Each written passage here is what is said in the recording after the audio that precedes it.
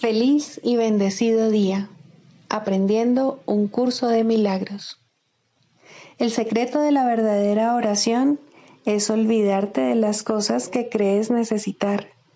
Pedir algo específico es igual que ver el pecado primero y luego perdonarlo. Del mismo modo, al orar pasas por alto tus necesidades específicas, tal como las ves, y las dejas en manos de Dios. Ahí se convierten en los regalos que le haces, pues le dicen que no antepondrás otros dioses a Él, ni que quieres otro amor que el suyo. Este libro es un comienzo, no un final.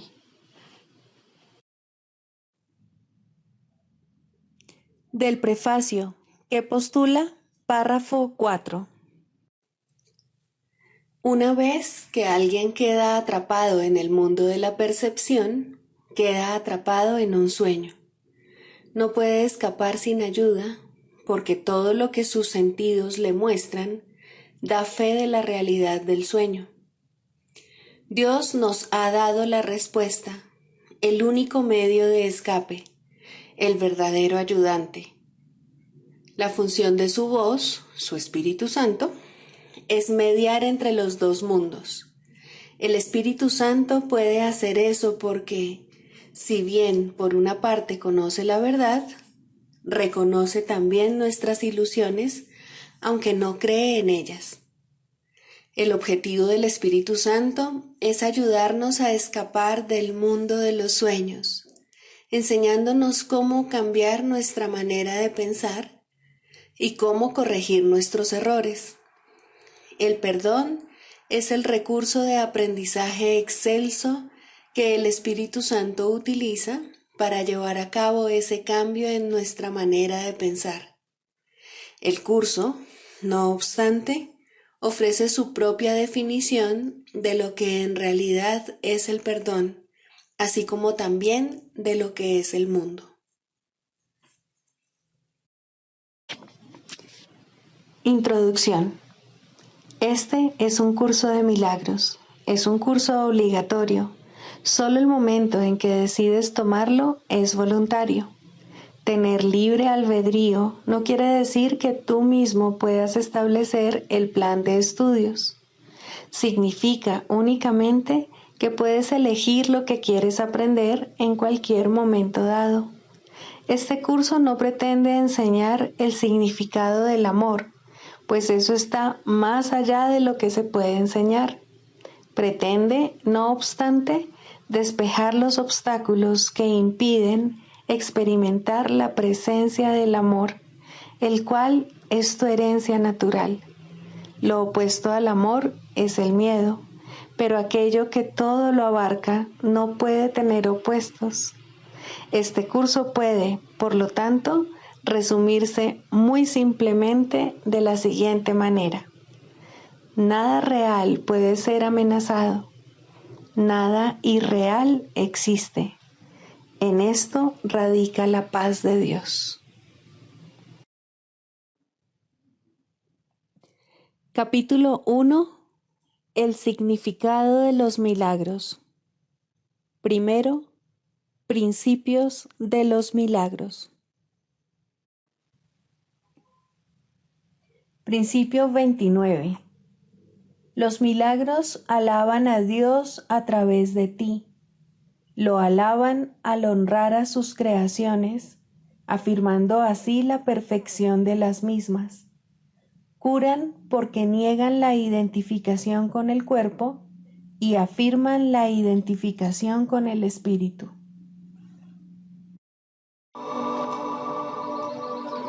Capítulo 21. Razón y percepción. 7. La última pregunta que queda por contestar. ¿No te das cuenta de que todo tu sufrimiento procede de la extraña creencia de que eres impotente? Ser impotente es el precio del pecado. La impotencia es la condición que impone el pecado, el requisito que exige para que se pueda creer en él.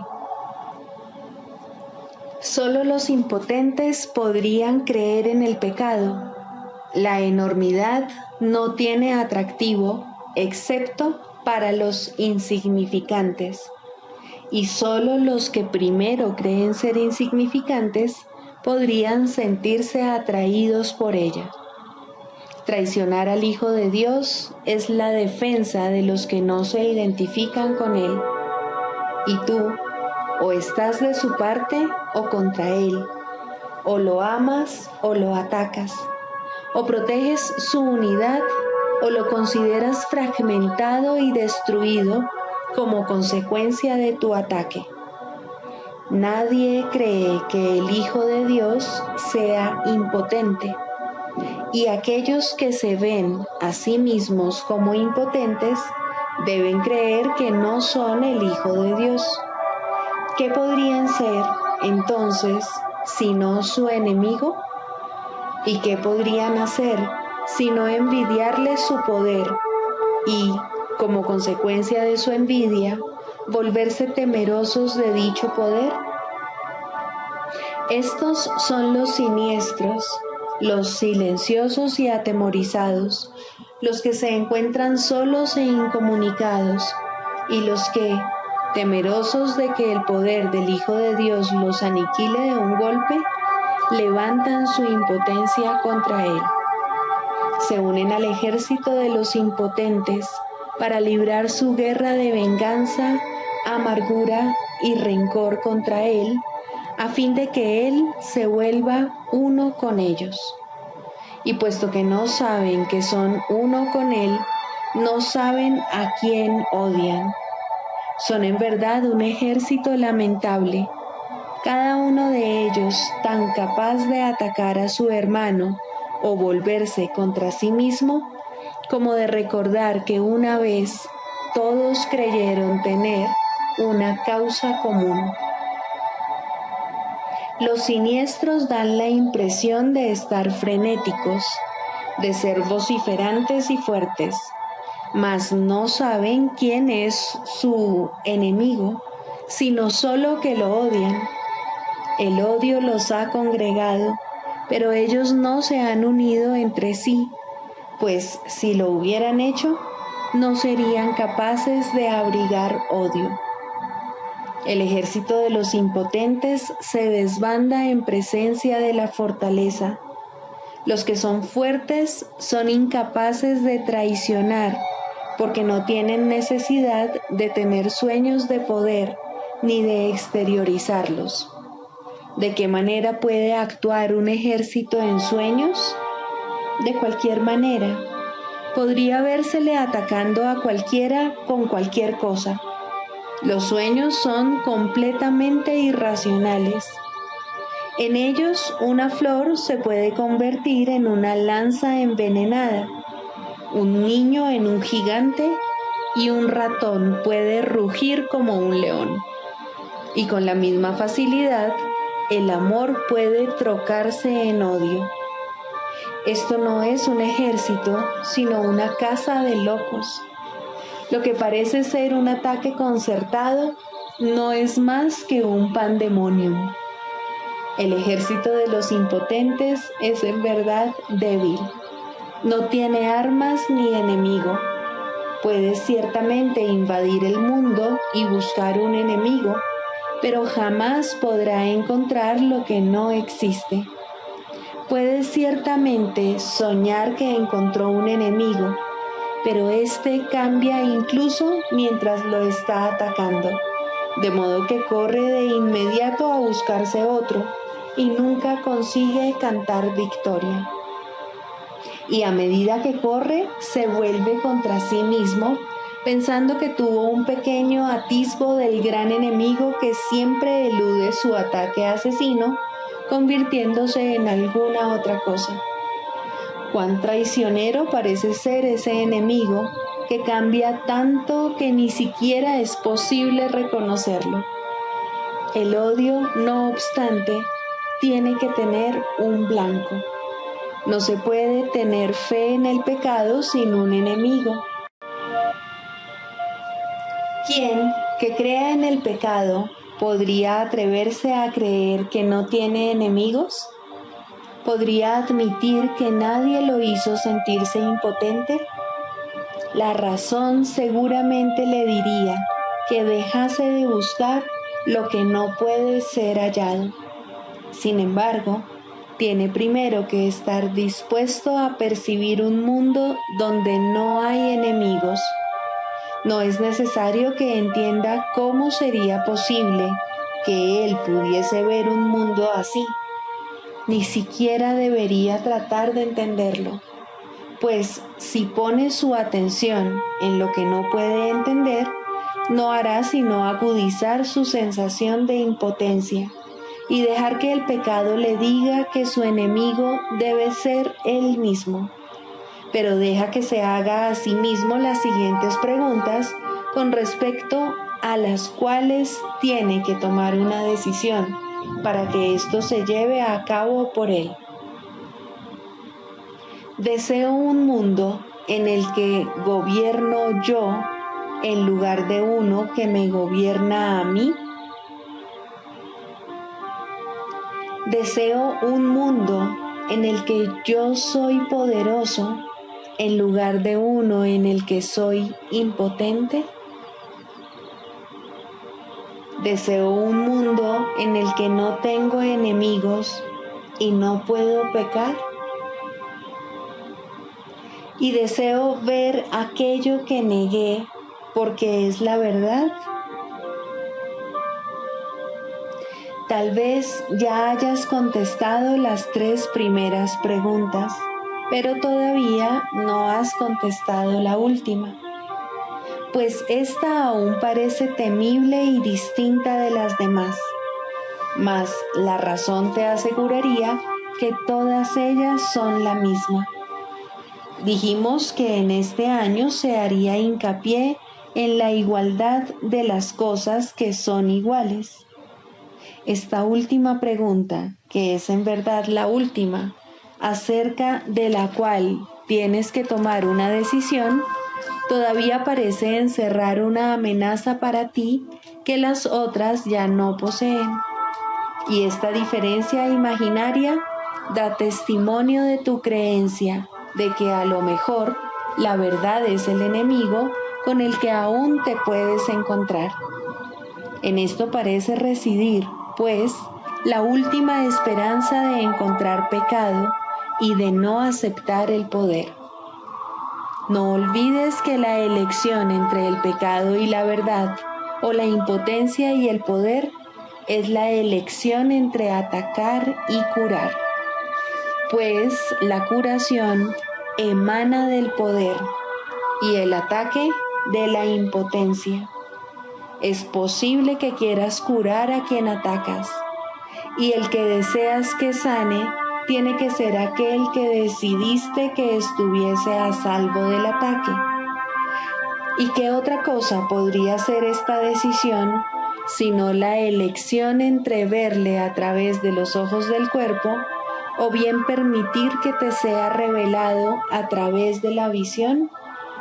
La manera en que esta decisión da lugar a sus efectos no es tu problema, pero tú decides lo que quieres ver.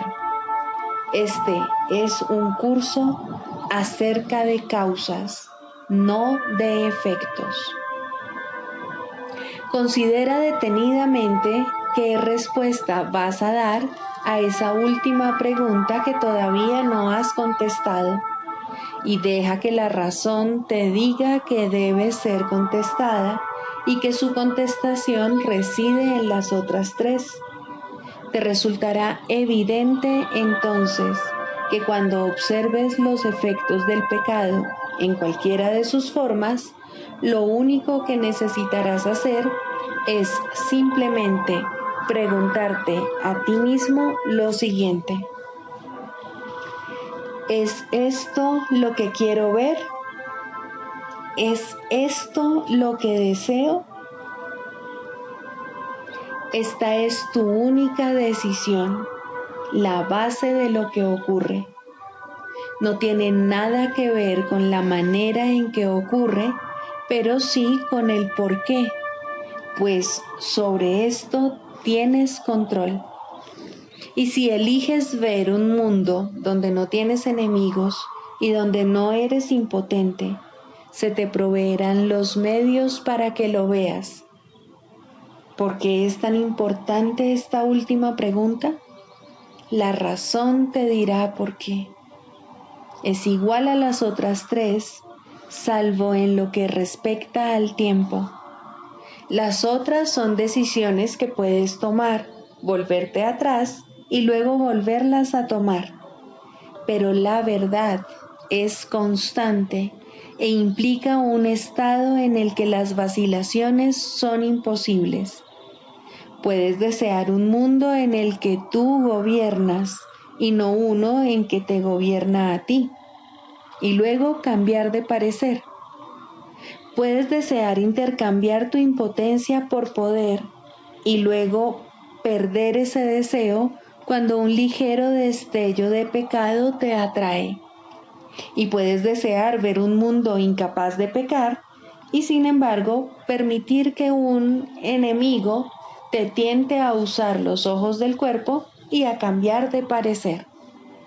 El contenido de todas esas preguntas es el mismo, pues cada una de ellas te pregunta si estás dispuesto a intercambiar el mundo del pecado por lo que el Espíritu Santo ve, puesto que es esto lo que el mundo del pecado niega. Los que ven el pecado, por lo tanto, están viendo la negación del mundo real. Sin embargo, la última pregunta suma a tu anhelo de querer ver el mundo real el deseo de permanencia, de tal forma que ese deseo se convierta en el único que tengas. Si contestas esta última pregunta con un sí, añades sinceridad a las decisiones que ya has tomado con respecto a las demás, pues solo entonces habrás renunciado a la opción de poder cambiar de parecer nuevamente. Cuando eso deje de interesarte, las otras preguntas quedarán perfectamente contestadas. ¿Por qué crees que no estás seguro de que las otras preguntas hayan sido contestadas? ¿Sería acaso necesario plantearlas con tanta frecuencia si ya se hubiesen contestado?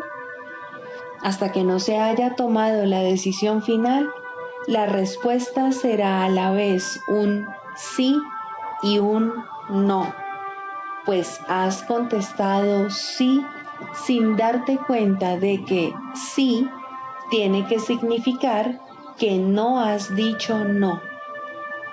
Nadie decide en contra de su propia felicidad, pero puede hacerlo si no se da cuenta de que eso es lo que está haciendo.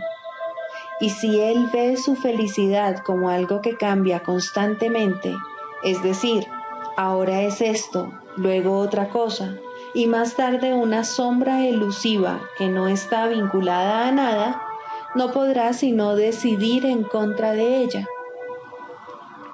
La felicidad elusiva, la que cambia de forma según el tiempo o el lugar, es una ilusión que no significa nada.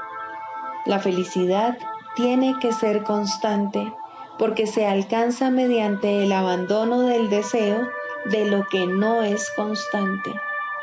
La dicha no se puede percibir excepto a través de una visión constante, y la visión constante solo se le concede a aquellos que desean la constancia. El poder del deseo del Hijo de Dios sigue siendo la prueba de que todo aquel que se considera a sí mismo impotente está equivocado. Desea lo que quieres y eso será lo que contemplarás y creerás que es real. No hay un solo pensamiento que esté desprovisto del poder de liberar o de matar, ni ninguno que pueda abandonar la mente del pensador o dejar de tener efectos sobre él.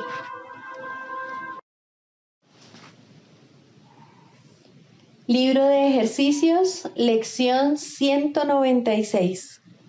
Es únicamente a mí mismo a quien crucifico. Cuando realmente hayas entendido esto y lo mantengas firmemente en tu conciencia, ya no intentarás hacerte daño, ni hacer de tu cuerpo un esclavo de la venganza. No te atacarás a ti mismo y te darás cuenta de que atacar a otro es atacarte a ti mismo. Te liberarás de la demente creencia de que atacando a tu hermano te salvas tú, y comprenderás que su seguridad es la tuya y que al sanar él, tú quedas sanado. Tal vez no entiendas en un principio cómo es posible que la misericordia, que es ilimitada y envuelve todas las cosas en su segura protección, pueda hallarse en la idea que hoy practicamos. De hecho, esta idea puede parecerte como una señal de que es imposible eludir el castigo, ya que el ego, ante lo que considera una amenaza, no vacila en citar la verdad para salvaguardar sus mentiras. Es incapaz, no obstante, de entender la verdad que usa de tal manera. Mas tú puedes aprender a detectar estas necias maniobras y negar el significado que parecen tener. De esta manera le enseñas también a tu mente que no eres un ego, pues las formas con las que el ego procura distorsionar la verdad ya no te seguirán engañando. No creerás que eres un cuerpo que tiene que ser crucificado, y verás en la idea de hoy la luz de la resurrección, refulgiendo más allá de todos los pensamientos de crucifixión y muerte, hasta los de liberación y vida. La idea de hoy es un paso que nos conduce desde el cautiverio al estado de perfecta libertad.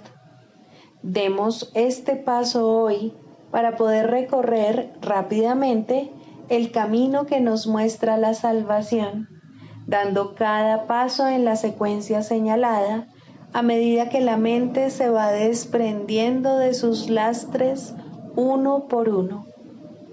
No necesitamos tiempo para esto, sino únicamente estar dispuestos, pues lo que parece requerir cientos de años puede lograrse fácilmente por la gracia de Dios en un solo instante.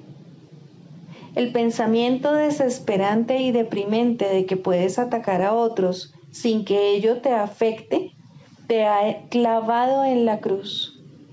Tal vez pensaste que era tu salvación, mas solo representaba la creencia de que el temor a Dios era real. ¿Y qué es esto sino el infierno? ¿Quién que en su corazón no tuviese miedo del infierno podría creer que su Padre es su enemigo mortal, que se encuentra separado de él y a la espera de destruir su vida y obliterarlo del universo? Tal es la forma de locura en la que crees si aceptas el temible pensamiento de que puedes atacar a otro y quedar tú libre. Hasta que esta forma de locura no cambie, no habrá esperanzas. Hasta que no te des cuenta de que, al menos esto, tiene que ser completamente imposible, ¿cómo podría haber escapatoria? El temor a Dios es real para todo aquel que piensa que ese pensamiento es verdad, y no percibirá su insensatez, ni siquiera se dará cuenta de que lo abriga, lo cual le permitiría cuestionarlo. Pero incluso para cuestionarlo, su forma tiene primero que cambiar lo suficiente como para que el miedo a las represalias disminuya y la responsabilidad vuelva en cierta medida a recaer sobre ti. Desde ahí podrás, cuando menos, considerar si quieres o no seguir adelante por ese doloroso sendero. Mientras este cambio no tenga lugar, no podrás percibir que son únicamente tus pensamientos los que te hacen caer presa del miedo y que tu liberación depende de ti. Si das este paso hoy, los que siguen te resultarán más fáciles. A partir de aquí avanzaremos rápidamente, pues una vez que entiendas que nada, salvo tus propios pensamientos, te puede hacer daño, el temor a Dios no podrá sino desaparecer. No podrás seguir creyendo entonces que la causa del miedo se encuentra fuera de ti. Y a Dios, a quien habías pensado desterrar, se le podrá acoger de nuevo en la santa mente que Él nunca abandonó. El himno de la salvación puede ciertamente oírse en la idea que hoy practicamos. Si es únicamente a ti mismo a quien crucificas, no le has hecho nada al mundo y no tienes que temer su venganza ni su persecución. Tampoco es necesario que te escondas lleno de terror del miedo mortal a Dios que la proyección oculta tras sí. Lo que más pavor te da es la salvación. Eres fuerte y es fortaleza lo que deseas. Eres libre y te regocijas de ello. Has procurado ser débil y estar cautivo, porque tenías miedo de tu fortaleza y de tu libertad. Sin embargo, tu salvación radica en ellas. Hay un instante en que el terror parece apoderarse de tu mente, de tal manera que no parece haber la más mínima esperanza de escape. Cuando te das cuenta, de una vez por todas, de que es a ti mismo a quien temes, la mente se percibe a sí misma dividida. Esto se había mantenido oculto mientras creías que el ataque podía lanzarse fuera de ti y que éste podía devolvérsete desde afuera. Parecía ser un enemigo externo al que tenías que temer, y de esta manera un Dios externo a ti se convirtió en tu enemigo mortal y en la fuente del miedo. Y ahora, por un instante, percibes dentro de ti a un asesino que ansía tu muerte y que está comprometido a maquinar castigos contra ti hasta el momento en que por fin pueda acabar contigo.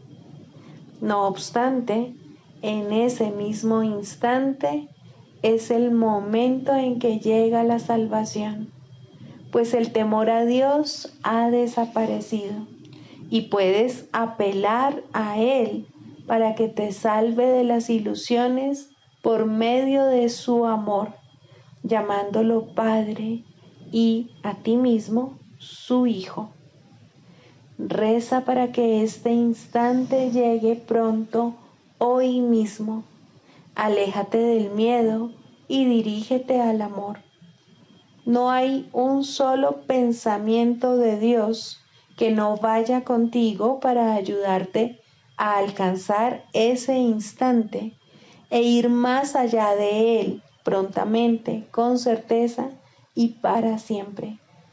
Cuando el temor a Dios desaparece, no queda obstáculo alguno entre la santa paz de Dios y tú. Cuán benévola y misericordiosa es la idea que hoy practicamos. Acógela gustosamente, como debieras, pues es tu liberación. Es a ti a quien tu mente trata de crucificar, mas tu redención también procederá de ti.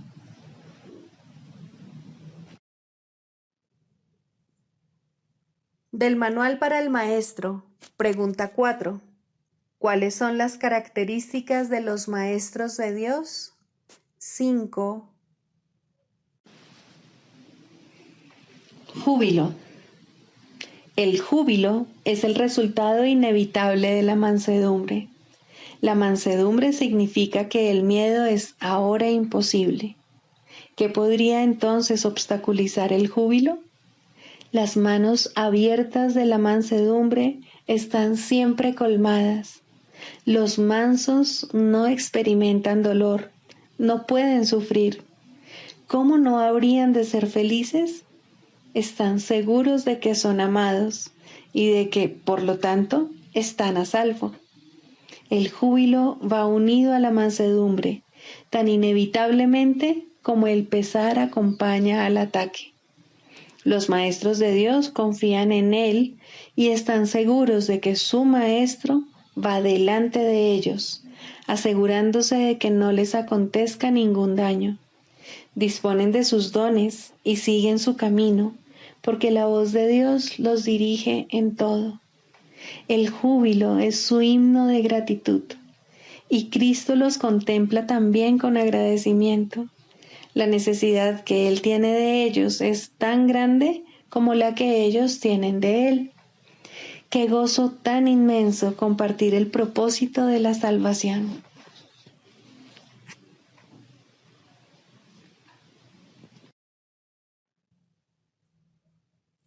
Manual para el maestro, pregunta 15.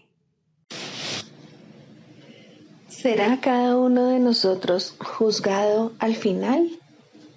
Por supuesto que sí. Nadie puede escaparse del juicio final de Dios. ¿Quién podría huir para siempre de la verdad? Mas el juicio final no tendrá lugar hasta que deje de asociarse con el temor.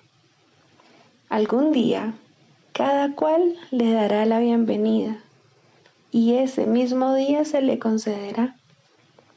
Oirá su inocencia proclamada por todos los rincones del mundo, y éste quedará liberado al aceptar el juicio final de Dios sobre él. Este es el juicio sobre el que descansa la salvación. Este es el juicio que lo liberará.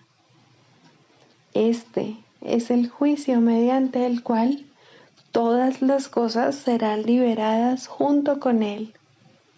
El tiempo se detiene a medida que la eternidad se aproxima, y el silencio envuelve al mundo para que todos puedan oír este juicio acerca del Hijo de Dios.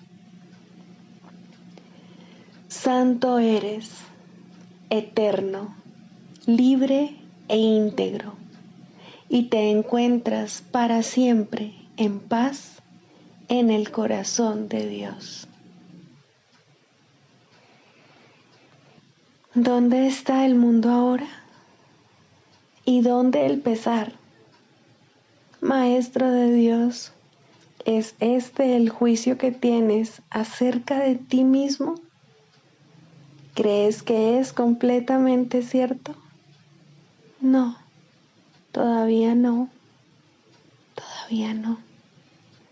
Mas ese sigue siendo aún tu objetivo, la razón por la que estás aquí.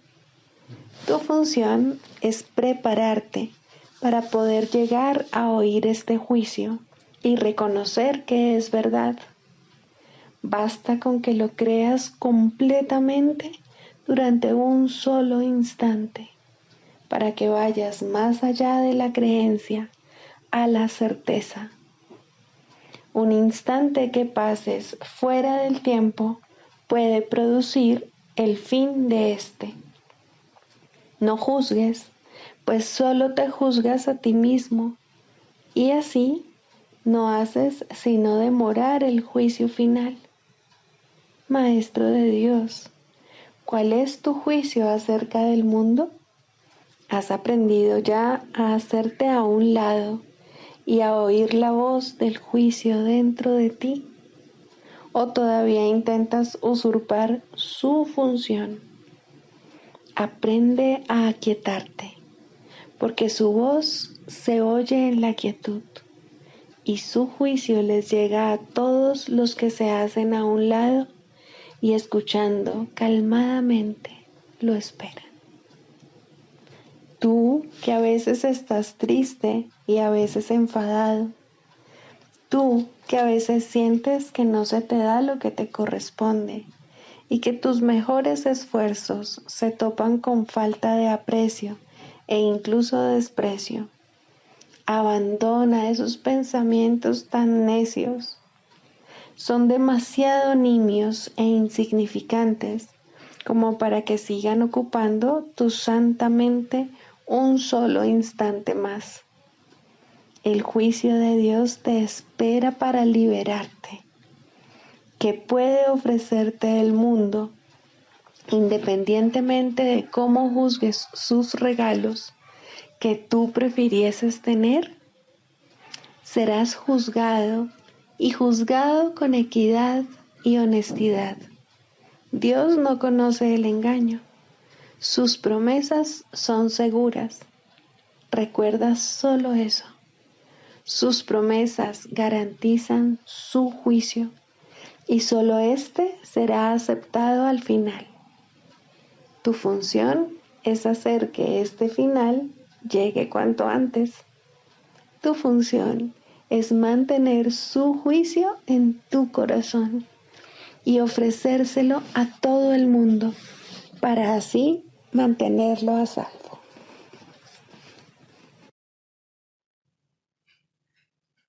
Clarificación de términos. El ego, el milagro. Las ilusiones no perdurarán. Su final es indudable y eso es lo único que es seguro en su mundo. Por eso es por lo que es el mundo del ego. ¿Qué es el ego? El ego no es más que un sueño de lo que en realidad eres. Un pensamiento de que estás separado de tu creador y un deseo de ser lo que él no creó. El ego es un producto de la locura, no de la realidad.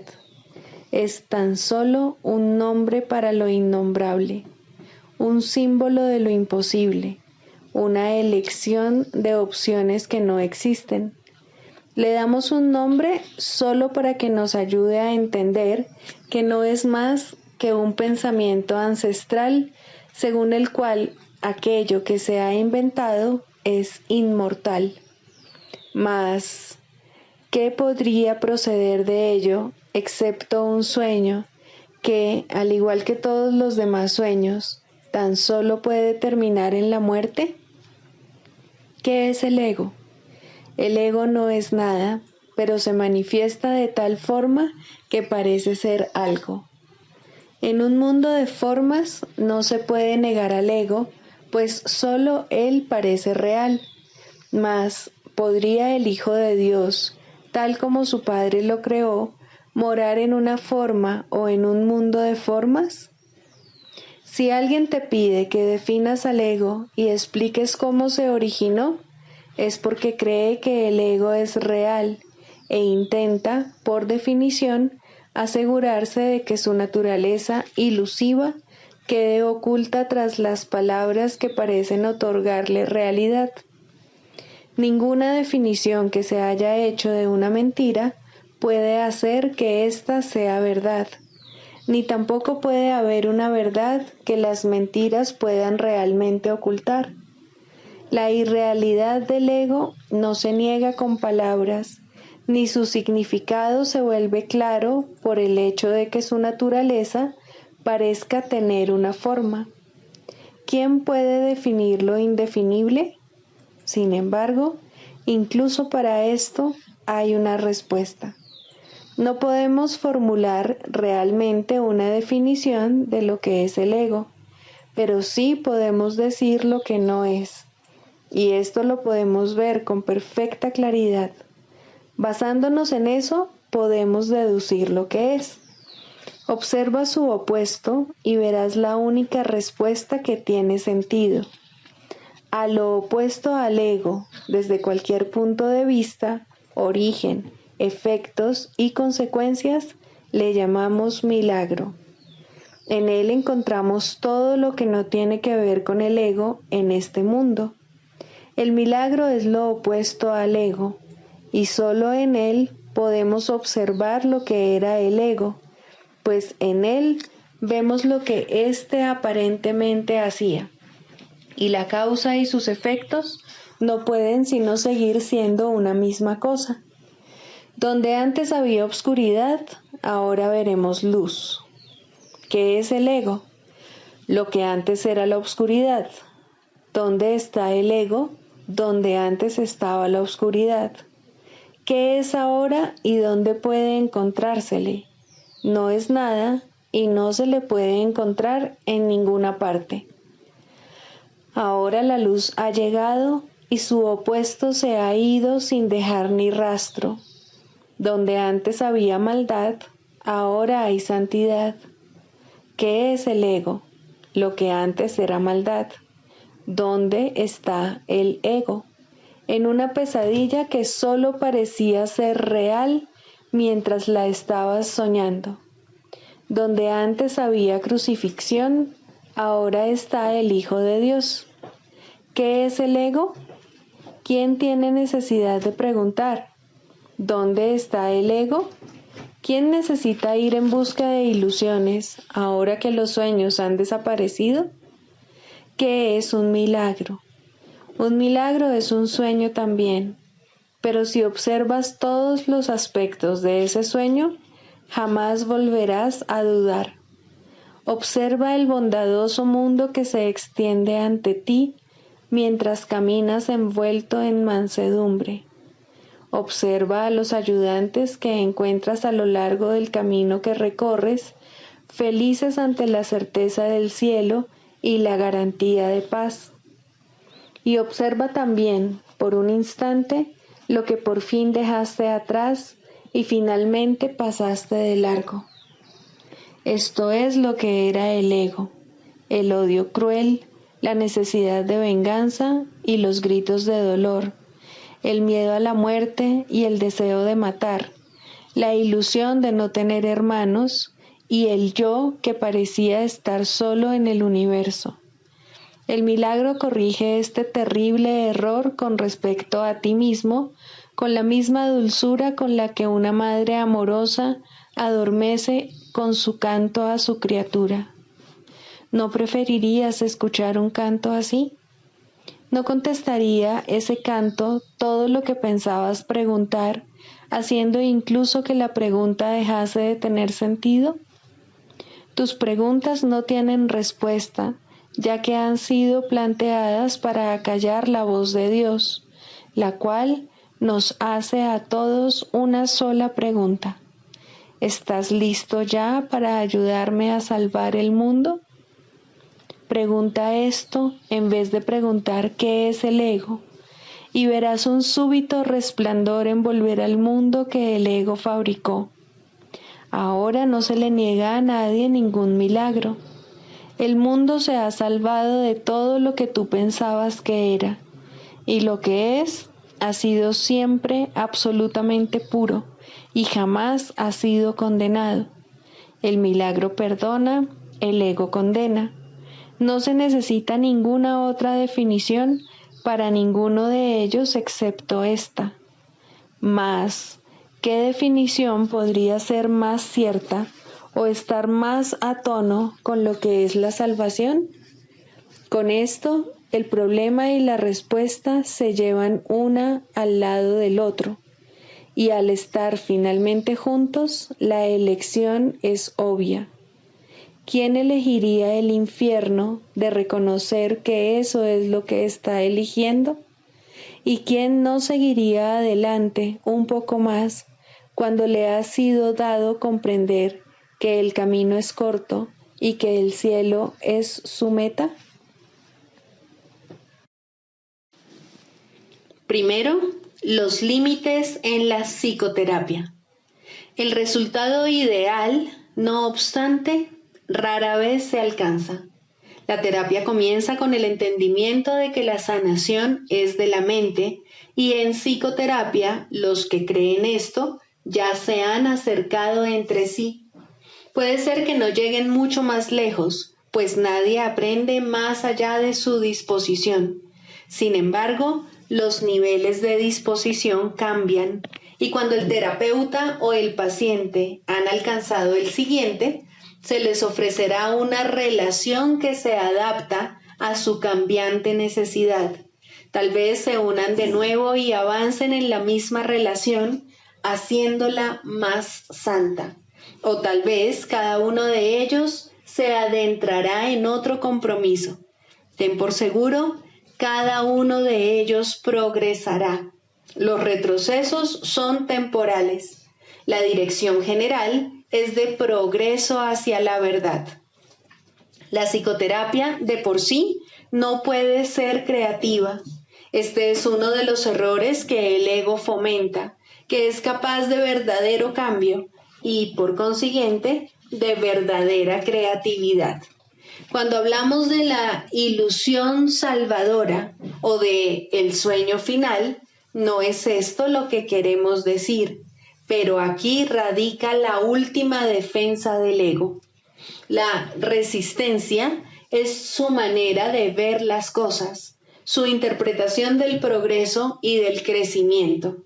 Estas interpretaciones estarán necesariamente equivocadas, puesto que son ilusorias. Los cambios que el ego busca no son cambios reales, son solo sombras más profundas o tal vez distintos patrones de nubes. Sin embargo, lo que está hecho de nada no puede ser llamado nuevo o diferente. Las ilusiones son ilusiones. La verdad es verdad.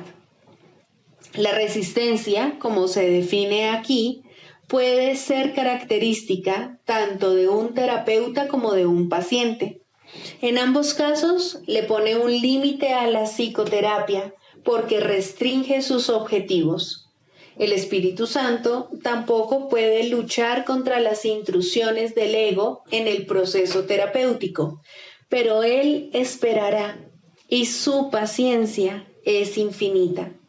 Su meta es siempre totalmente indivisa. Cualesquiera que sean las resoluciones alcanzadas por el paciente y el psicoterapeuta con respecto a sus propias metas divergentes, no pueden llegar a reconciliarse completamente como una hasta que se unen con las suyas. Solo entonces acaba todo conflicto, pues solo entonces puede haber certidumbre. En forma ideal, la psicoterapia es una serie de encuentros santos en los que los hermanos se encuentran para bendecirse y recibir la paz de Dios. Y esto llegará a ocurrir algún día para todo paciente sobre la faz de la tierra, pues ¿quién, sino un paciente, podría haber llegado aquí? El terapeuta es solo un maestro de Dios un poco más especializado. Aprende mediante la enseñanza y cuanto más avanzado se encuentra, más enseña y más aprende. Pero cualquiera que sea la fase en la que se encuentra, hay pacientes que lo necesitan exactamente así. No pueden asimilar más de lo que él puede dar por el momento. Sin embargo, ambos finalmente hallarán la cordura. El canto de la oración. Cuarto, orar con otros. Hasta que, por lo menos, no comience el segundo nivel, uno no puede unirse a otros en oración, pues hasta ese punto, cada cual no puede sino pedir cosas diferentes. Mas, una vez que se ha cuestionado la necesidad de considerar a otro como un enemigo, y la razón para hacerlo se ha reconocido, aunque sea por un instante, resulta posible unirse a otros en oración. Los enemigos no comparten una misma meta. En esto se basa su enemistad. Sus deseos particulares son sus arsenales, sus fortalezas de odio. La clave para alcanzar un nivel aún más alto de oración radica en este sencillo pensamiento, en este cambio de mentalidad. Tú y yo caminamos juntos. Ahora es posible ser de ayuda en la oración y de esta manera tú mismo podrás subir un peldaño más. Con este paso se inicia el ascenso más rápido, pero todavía quedan muchas lecciones por aprender. El camino está libre y despejado y hay motivos para sentirse esperanzado. Aún así, es posible que al comienzo lo que piden, incluso aquellos que se unen en oración, no sea la meta a la que la oración debería realmente aspirar. Incluso pueden pedir cosas juntos y así dar lugar a la ilusión de que comparten una misma meta. Pueden pedir juntos cosas específicas sin darse cuenta de que están pidiendo efectos sin causas, y esto no se les puede dar, pues nadie puede recibir tan solo efectos implorándolos a una causa de la que no provienen. De modo que incluso unirse a otros no es suficiente si los que oran juntos no preguntan, ante todo, ¿cuál es la voluntad de Dios? Solo de esta causa puede proceder la respuesta en la que todo lo específico se satisface y todos los deseos particulares se unifican. Orar por cosas específicas es pedir que de alguna manera el pasado se repita. Lo que antes se disfrutó o pareció disfrutarse, y lo que era de otro y él parecía amar, no son sino ilusiones del pasado. El objetivo de la oración es liberar el presente de su encadenamiento a las ilusiones del pasado y que la deje ser un remedio que se escoge libremente para corregir cada elección errónea que se haya tomado. Lo que la oración puede ofrecer ahora excede en tal medida todo cuanto antes pedías, que sería una lástima que te contentases con menos. Cada vez que oras, estás eligiendo tener nueva oportunidad.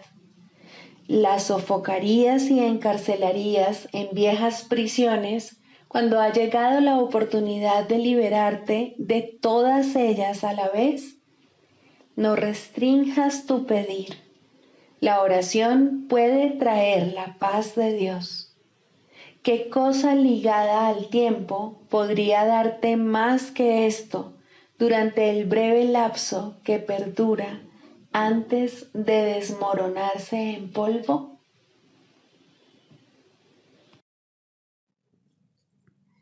Sigamos a Jesús haciendo del perdón algo tan natural como respirar y algo tan vital como el aire. Amén.